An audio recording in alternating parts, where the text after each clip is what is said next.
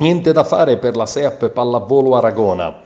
La formazione di Paolo Collavini perde ad Agrigento lo spareggio contro il Grotte Volley Castellana che approda con merito in Serie B1. Il sestetto pugliese in un Pala Nicosia stracolmo di tifosi si è imposto con il punteggio di 3-1. La SEAP Aragona ha letteralmente dominato il primo set per poi cedere di schianto sotto i colpi di una scatenata Grotte Volley Castellana trascinata dalle schiacciatrici Valentina Civardi e Adriana Kostadinova.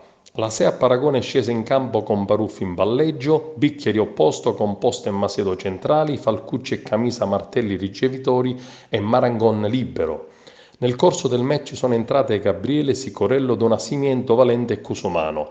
La SEAP perde la concentrazione durante la gara, non riesce più a giocare di squadra e consente alle ospiti di vincere agevolmente gli altri set. Un pubblico molto sportivo ha applaudito la vittoria della squadra avversaria per uno spettacolo degno di altre categorie. In Serie B1 potrebbe andarci anche la SEAP Aragona attraverso il ripescaggio ed infatti al termine della partita in sala stampa il presidente Di Giacomo ha fatto intendere, in virtù del miglior piazzamento come seconda classificata dei 9 gironi di Serie B1, che la SEAP potrebbe essere sicuramente e certamente ripescata.